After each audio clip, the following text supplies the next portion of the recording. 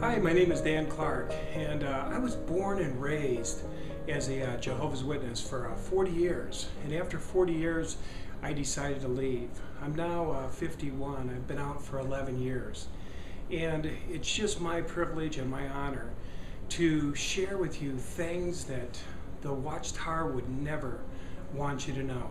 You know, now that I'm outside, now that I'm free, I can see things so clearly. It's so wonderful.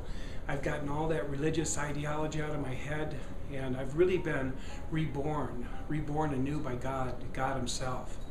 And it's a wonderful feeling.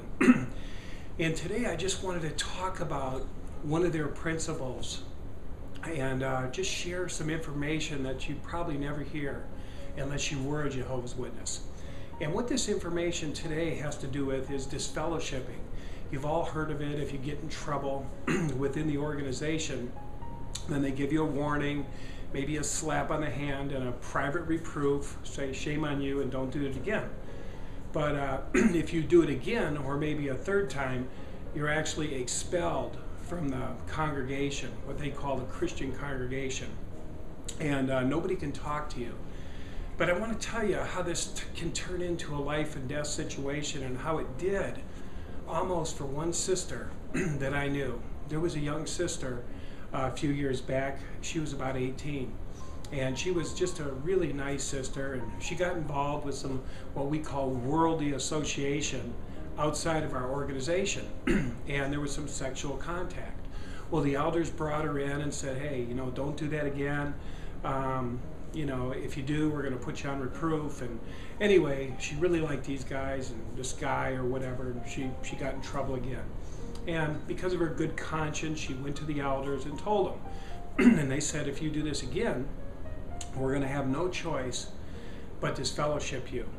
So anyway, she didn't do it for a while. It was a few months, and she really listened to the counsel and so on and so forth. And but then about a month later, she was out at the beach somewhere, and she met some guy. And anyway, the same thing happened again. And anyway, but only something different happened this time. One, they disfellowshipped her. They said, absolutely, you're unrepentant and you need to be outside the organization.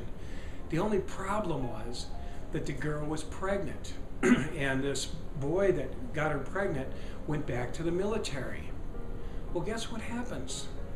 Well, because she's disfellowshipped, that means nobody can talk to you. Not even your mother, not even your father. So this girl was pregnant down in Houston without any contact whatsoever, any family contact. Her mother, following the advice of the elders and being in subjection to the elders, said, you know, we can't talk to you, we can't help you, shame on you. You didn't listen to the advice of the elders. There was no love. There was no love. This girl, almost that close to committing suicide because she was completely alienated from her religion that she loved so dearly. Her mother cut her off. The elders cut her off. All the people in her congregation cut her off. Well, thank God there was what they call a weak brother, a brother that wasn't doing so well. He used to be an elder, and he had just kind of, you know, stepped down from his privileges. He saw this girl, and he saw that she was pregnant and that nobody was coming to her aid. So he told her, he said, hey, come on over. They were a retired couple, him and his wife, and he said, come on over. You could stay with us. And they helped her, and they nurtured her, and they nurtured her back to health and helped her have her baby. And it was a wonderful thing. But what's sad is that this was a weak brother. It was a weak brother that demonstrated love. You know what I mean? How crazy is that? To be in a religious ideology that can't see past law. That can't see past law. The scripture said, remove the wicked person from among you. But they can't see that this person was young and helpless and pregnant and desperate. That girl almost died because of people not thinking, not using their brain. And that's what happens many times when you get involved in a cult, when you get involved in an ideology. You stop thinking for yourself. And when you go into a kingdom hall, there's lots of teachers The elders are your teachers. The faithful slave in Brooklyn, New York, the Watchtower, those are your teachers. You don't think for yourself anymore. And that's why that girl almost died, because nobody was thinking. Everybody was living out of this ideology, out of this scripture that says, remove the wicked person from among you. That girl almost died.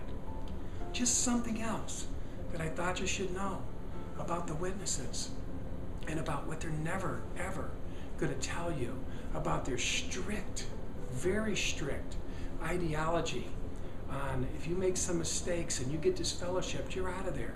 Do you know it takes many times over a year to get back?